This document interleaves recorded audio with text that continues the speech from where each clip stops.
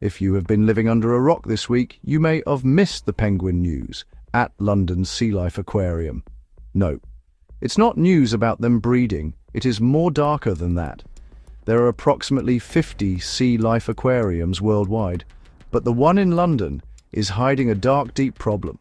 Well, according to a group of British MPs, that's precisely the situation for a colony of penguins at SeaLife London. This has ignited a fierce debate. At the heart of this controversy are 15 Gen 2 penguins housed in the Penguin Point exhibit at SeaLife London, located on the city's bustling South Bank. These birds, a sub-Antarctic species, first arrived at the aquarium back in 2011, transferred from Edinburgh Zoo.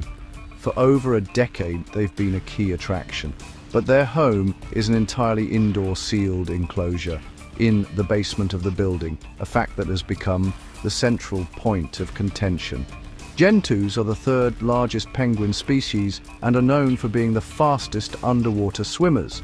In the wild, they inhabit the rocky coastlines of sub-Antarctic islands. Their natural habitat is defined by key environmental factors.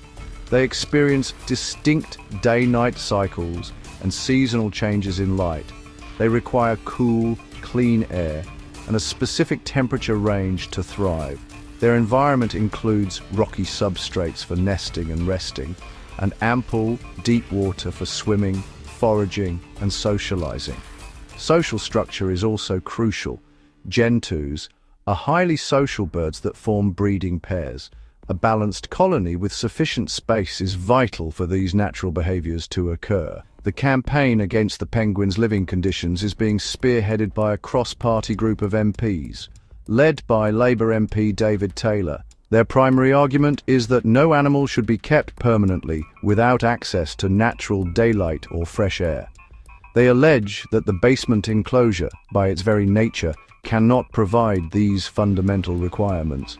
Taylor and his colleagues have formalized their concerns, writing directly to the Environment Secretary. Their letter calls for the penguins to be moved to a different facility, one that they argue would better match the species' complex behavioral and ecological needs, ultimately giving them a better quality of life. This political pressure is amplified by significant public support. A petition, launched by the campaign group Freedom for Animals, has gathered over 37,000 signatures, demonstrating a widespread public desire to see the penguins relocated. In response to these criticisms, SeaLife's owner, Merlin Entertainments, has defended its practices. The company states that its Penguin Point exhibit is designed to replicate the penguin's natural sub-Antarctic habitat.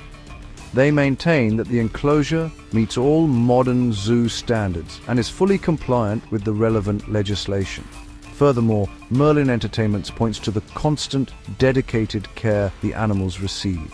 They emphasize that a team of expert aquarists and conservationists provides daily enrichment, a healthy diet, and regular health checks. This daily care, they say, is overseen by independent welfare specialists, ensuring the penguins' health and well-being are continuously monitored to the highest professional standards.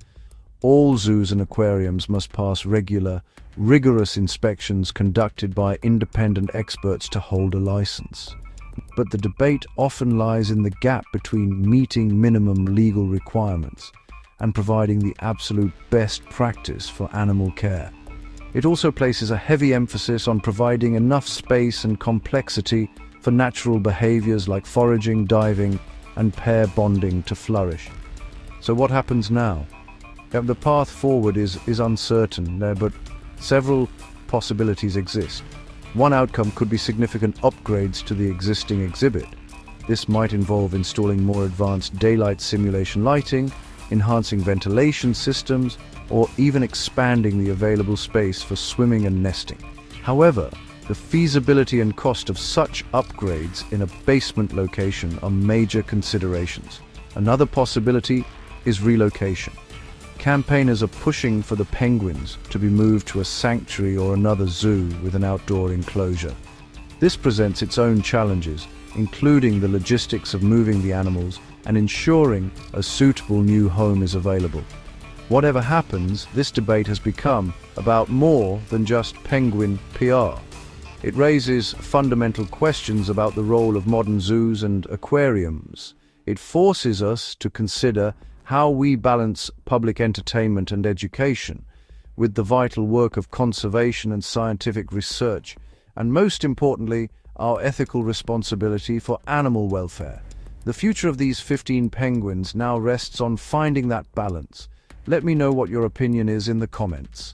Until next time, stay informed.